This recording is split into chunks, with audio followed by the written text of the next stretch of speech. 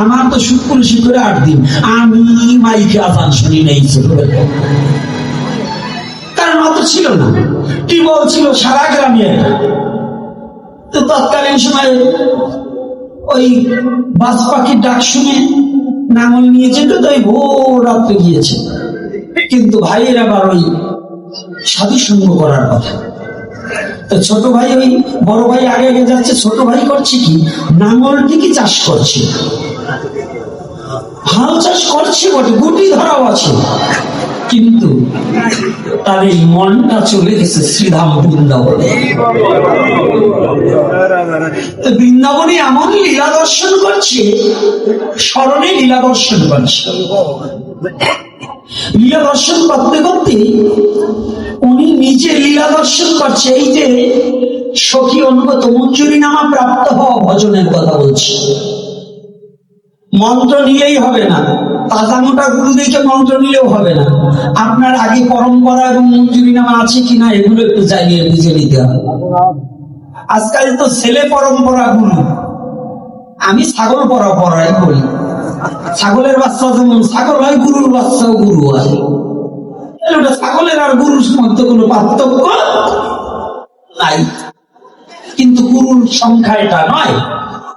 একজন ডাক্তার হতে হলে যেমন আবার প্রশিক্ষণ দিতে হয়, গুরু হতে হলে আর একজন গুরুর সেবা করে তারপরে গুরু হতে হয়। হরিবল হরিবল।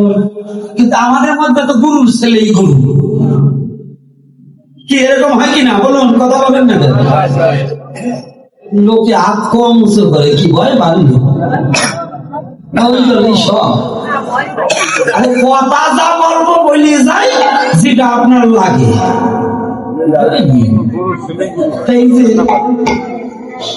এই পরম্পরা অনুপাতে মঞ্জুরি নামার ভজন প্রাপ্তি হয়ে উনি নিজেই সখীদের মধ্যে নিজেই সখী বেশ ধারণ করে দেন। দেহটা পড়ে আছে বনগায়, ওই যে বড়ার বনগা না, এই যে বনগ্রাম, জলিরপার বনগ্রাম। ছোট ভাই দেহটা ওখানে, কিন্তু পরমাত্মাটা চলে গেছে গোবিন্দ সেবায়। তো গোবিন্দ সেবায় যখন গিয়েছি না, তো উনি সখীদের সাথে দড়ির পাশরা মস্তকে করে আমার গোবিন্দ সেবার নিমিত্তে রওনা দিয়েছি।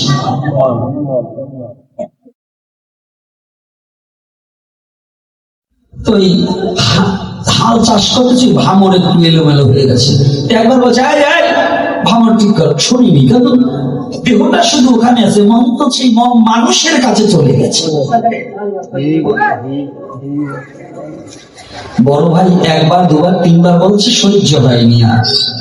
হাতে ছিল বাঁশের হালের লাঠি, হাল চাষ করার যে লাঠি, যাই দেখে ভাই ভাই চোখ বুঝে হাঁটছে, তো ভাবছে যে ঘুমের জন্য ওরকম করছে। বড় ভাই বুঝতে পারে নাই, বড় ভাই বলছে যে ঘুমায় ঘুমায় চাষ করছে, কিন্তু ছোট ভাই ঘুম না, লীলা স্মরণে নিজেই সখীদের সাথে গভীর পাশরা মস্তকে করে ছুটে চলেছে। গোবিন্দকে দূর থেকে দেখতেছে, যাবে কাছে, এমনই সময় ওই বড় ভাই যে মাথায় ওই হালুয়া লাঠি দিয়ে বাড়ি, যখনই বাড়ি গেছে অতটুকু বাড়িতে ছোট ভাইয়ের মাথা ফেটে কি বেরোয়, মাথা ফাটলে কি বেরোবে, কিন্তু একটু রক্ত নেই, শুধু দধি পড়ছে।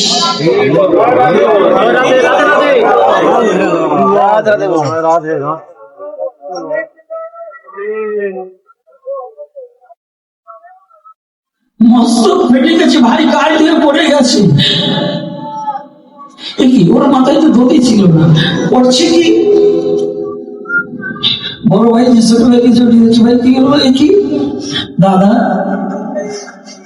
তুমি বাড়িটা আমাকে আর কিছু সময় পরে দিতে। কেন ভাই? দাদা আর আমার সময় নেই।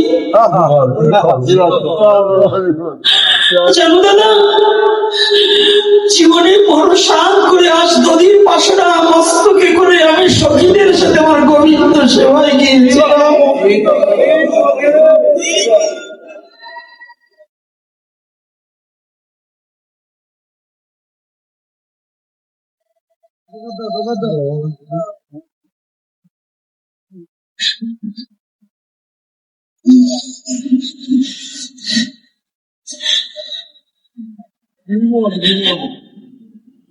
দাদা,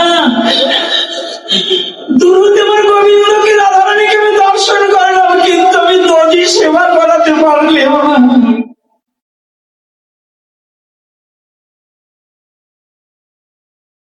ও দাদা, এ কি করলে তুমি? তুমি আমাকে আঘাত করতে, আর একটু পরে আঘাত করতে, আমি যেন গোবিন্দের চরণে গিয়ে পৌঁছাবো।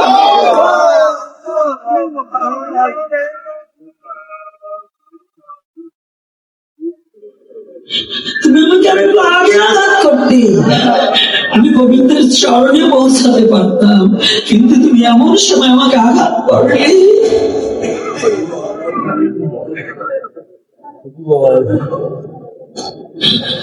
সনাতন ধর্মটা এমন একটা ধর্ম, আজকে যুব বাবারা জেনে যা, যদি তুমি ভগবানকে স্মরণ করতে পারো, এই দেহটাও ভগবানের নৈবেদ্য হয়ে যাবে। কি ভেবেছ? এই দেহটা পর্যন্ত নৈবেদ্য হয়ে যায় যদি স্মরণে নিত্য থাকা যায়, স্মরণে যদি থাকা যায়।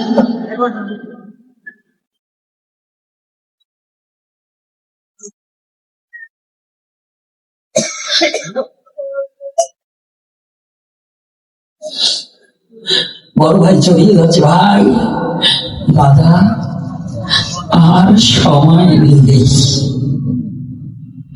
তুমি বড় ভাই, তুমি আশীর্বাদ করো, মা বাবাকে কি বলো, আর তুমি আমাকে একটু আশীর্বাদ করো।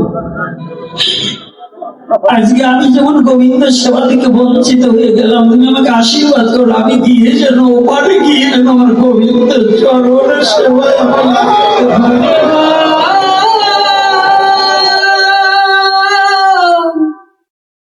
হরি হরি। দাদা, গোবিন্দ চরণ বিনে আমার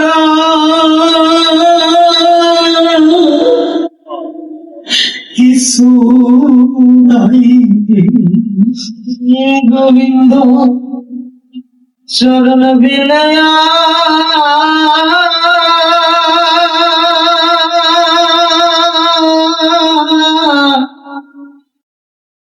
তোমার কিছু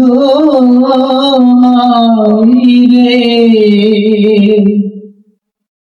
গোবিন্দ চরণ বিনে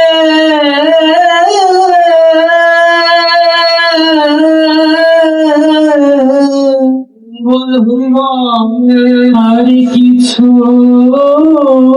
নাই রে। ওটা একবার তুমি আমায় ওরে আশীর্বাদ করো,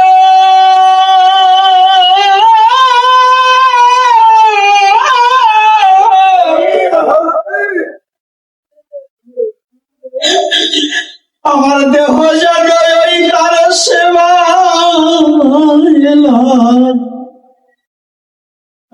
তুমি